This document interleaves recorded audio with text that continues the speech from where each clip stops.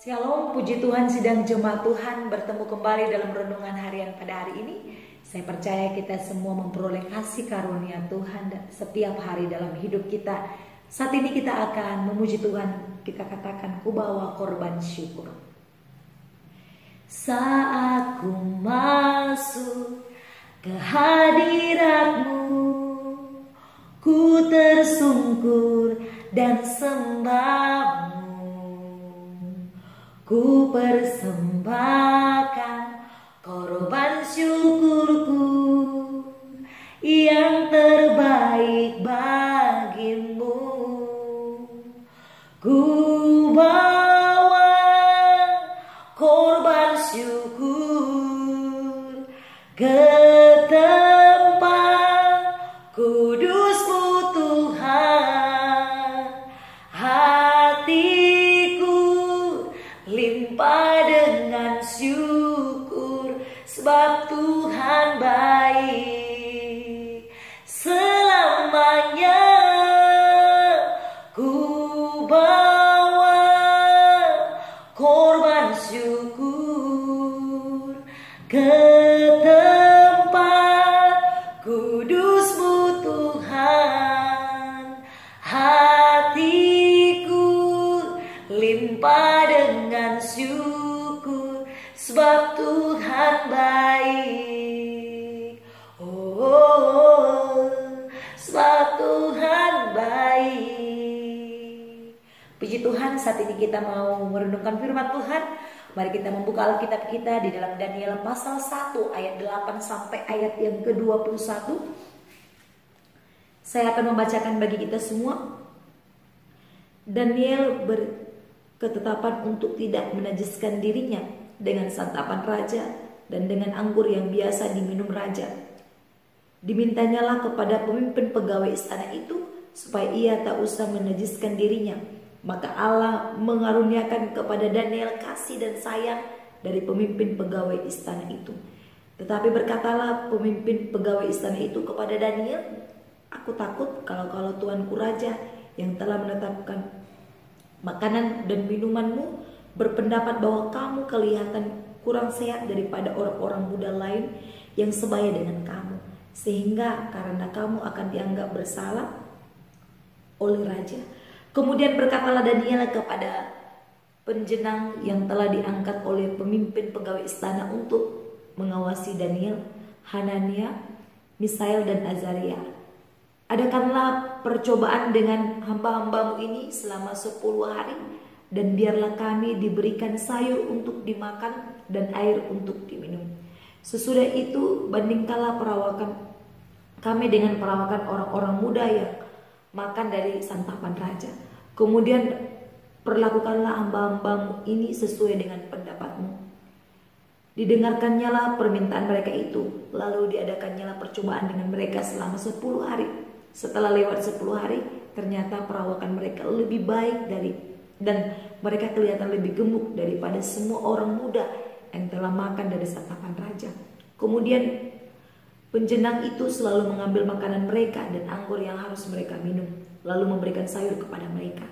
Kepada keempat orang muda itu Allah memberikan pengetahuan dan kepandaian tentang berbagai-bagai tulisan dan hikmat. Sedang Daniel juga mempunyai pengertian tentang berbagai-bagai penglihatan dan mimpi. Setelah lewat waktu yang ditetapkan raja bahwa mereka sekalian harus dibawa menghadap, maka dibawalah mereka oleh pemimpin pegawai istana itu ke hadapan Nebukadnezar. Raja bercakap-cakap dengan mereka, dan di antara mereka sekalian itu tidak didapati yang setara dengan Daniel, Hanania, Misael dan Azaria. Maka bekerjalah mereka itu pada raja dalam tiap-tiap hal yang memerlukan kebijaksanaan dan pengertian yang ditanyakan raja kepada mereka. Didapatinya bahwa mereka 10 kali lebih cerdas daripada semua orang berilmu dan semua ahli jampi di seluruh kerajaannya. Daniel ada di sana sampai tahun pertama pemerintahan Kores.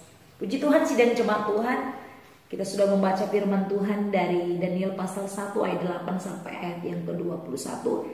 Kita melihat sungguh luar biasa firman Tuhan hari ini, dan saya mau membagikan tema bagi kita semua, yaitu identitas sejati. Sekali lagi, tema hari ini yaitu identitas sejati.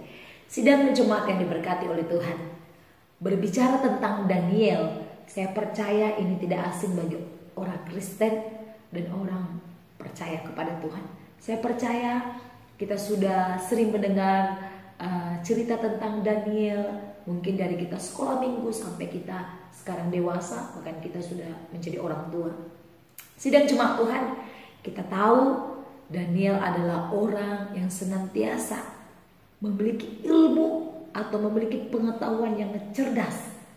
Dan kita melihat Daniel adalah orang yang takut akan Tuhan. Sidang jemaat Tuhan, kita juga melihat bahwa Daniel adalah orang yang masih muda. Dan sidang jemaat Tuhan, masa muda sering disebut sebagai masa mencari jati diri atau identitas diri, di mana biasanya anak muda dianggap belum dewasa atau mudah terpengaruh. Namun hal ini berbeda ditunjukkan oleh Daniel yang masih muda dan ketiga temannya, Hanania, Misael, dan Azaria. Mereka adalah orang Yehuda yang turut diangkut menjadi tawanan ke Babel.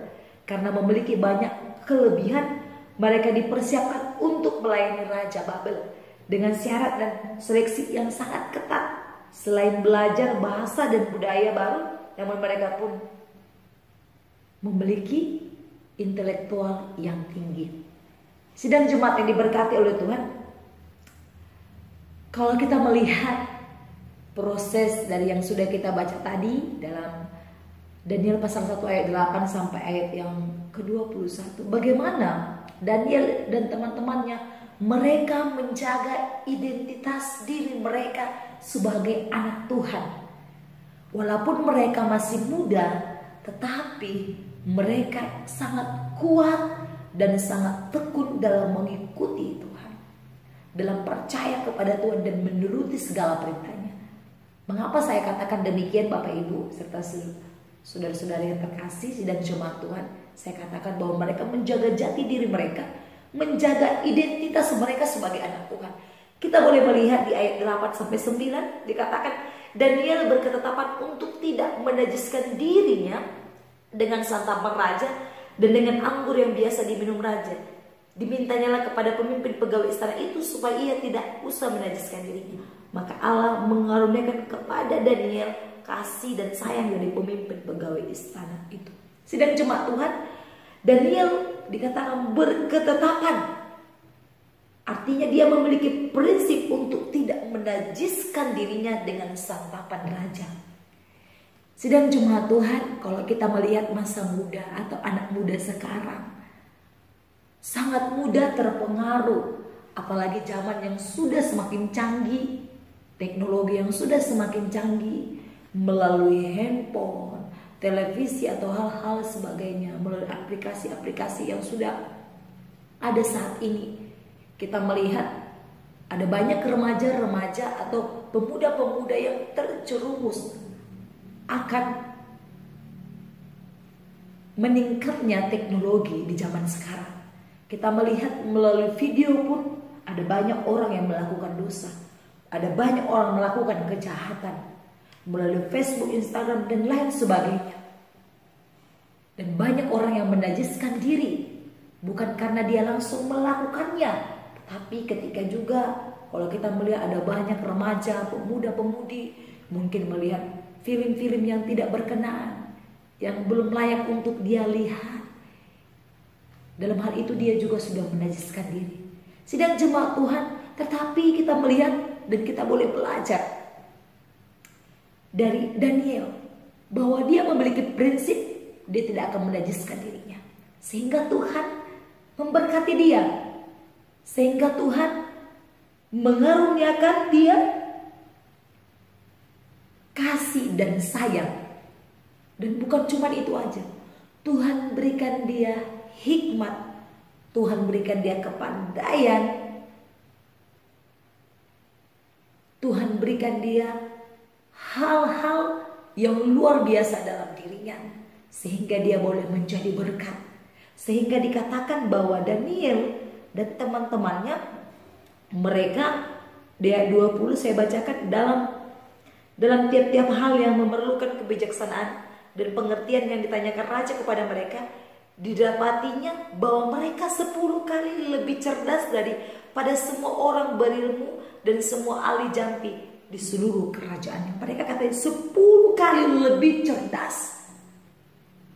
Mereka sudah diberkati oleh Tuhan, disayang oleh Tuhan, dan kemudian juga mereka diberikan hikmat, kebijaksanaan, kepintaran 10 kali lipat. Luar biasa. Karena saya percaya Daniel memiliki identitas yang sejati, prinsip hidup yang untuk tetap berpaut kepada Tuhan, untuk tetap berjalan bersama dengan Tuhan, untuk tetap melakukan kehendak Tuhan dan tidak mau menajiskan diri. Dan juga Daniel menjaga pola kehidupannya. Bukan hanya imannya saja dia jaga, tetapi dia juga menjaga kesehatannya. Dikatakan tadi mereka makan sayur-sayuran, mereka makan buah, sehingga mereka kelihatan segar dan lebih gemuk di antara pemuda-pemuda yang lainnya. Dan saya percaya itu semua karena berkat Tuhan. Tuhan memberkati kehidupan mereka. Saya percaya juga mungkin ada kita yang masih muda ataupun kita yang sudah berkeluarga, yang mungkin sudah lanjut usia, kita boleh belajar dari Daniel dan teman-temannya. Sungguh luar biasa.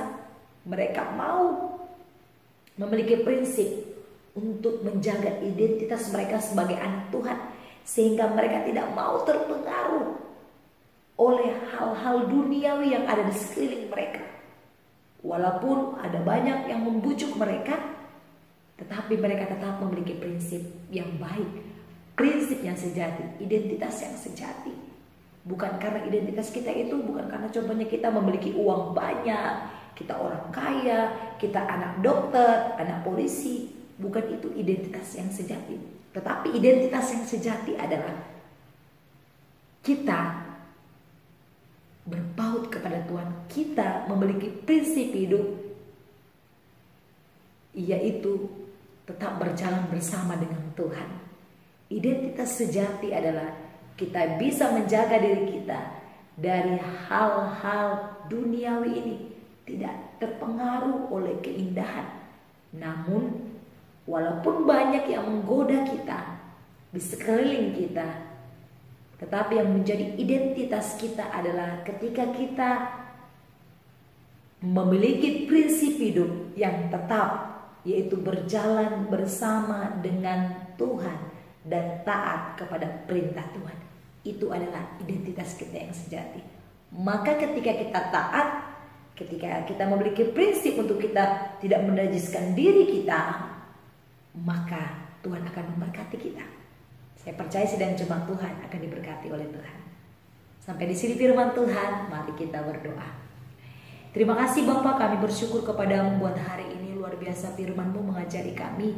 Tuhan Yesus yang baik, kami tahu firman-Mu adalah pelita dalam hidup kami. Tuhan, tolong kami supaya kami terus boleh melakukan kehendak Tuhan dalam hidup kami, supaya kami memiliki identitas yang sejati dalam hidup kami. Kami boleh jadi berkat. Terima kasih Bapa. Dalam nama Yesus kami sudah berdoa, haleluya, amin.